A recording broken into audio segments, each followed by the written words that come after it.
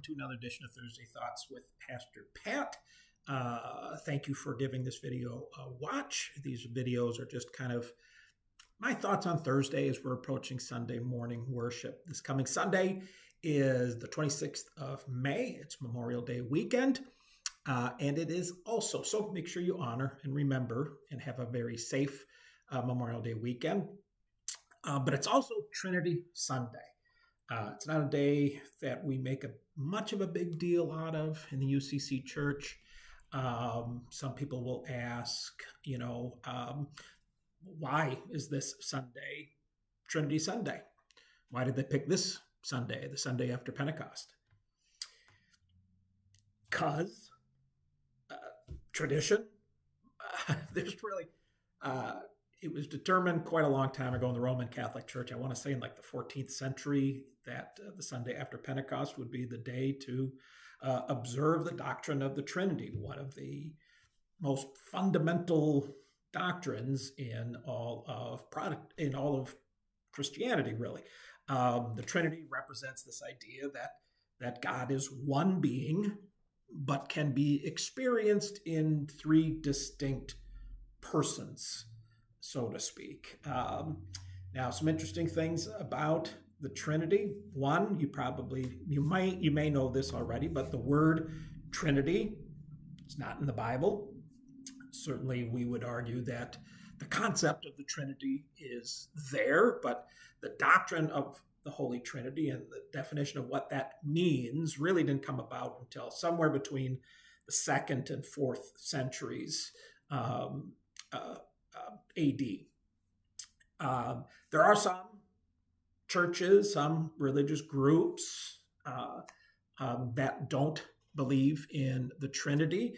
There are many smaller ones, but the two big ones are the Church of Jesus Christ of Latter-day Saints, or Mormons, or Jehovah's Witnesses, who believe in Jesus, who believe in God, who believe in the Holy Spirit, but they don't accept the doctrine of the Holy Trinity.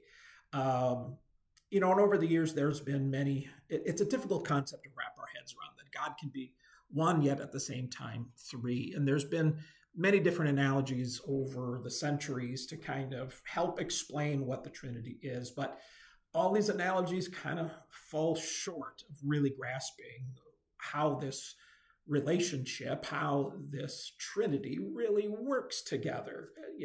Very famously, St. Patrick used the clover to describe who God is.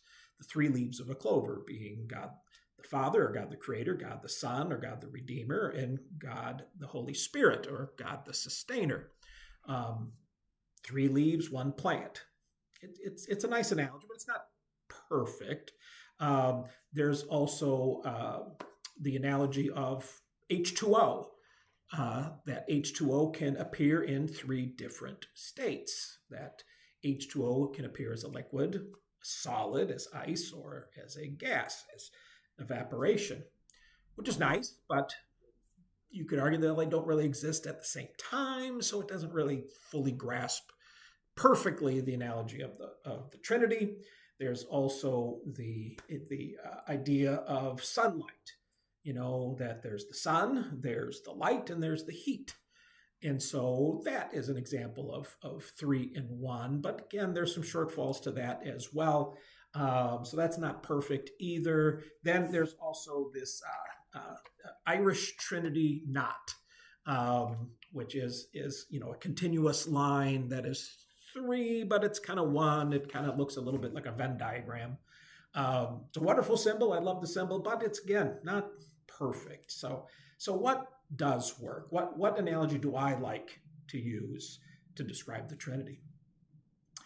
You'll have to come Sunday to find out. I'm not going to ruin it for you. I know that's a terrible tease, but I hope you come Sunday to kind of find out. Again, the analogy I like to use isn't perfect. But it's the analogy that makes the most sense to me. It really speaks to me about the nature of God and how that nature of God draws us into God as well, to that Trinitarian God. So I hope you're able to join us Sunday morning, either 10 a.m. in person here in Weldon Spring, or online through our live stream on Facebook. And then it'll be stored and recorded onto our YouTube channel as well. But I hope you have a wonderful, safe Memorial Day weekend. Take some time to honor and remember, especially those who made the ultimate sacrifice for this nation. And may God bless you and keep you until I see you again. Take care and God bless. Bye-bye.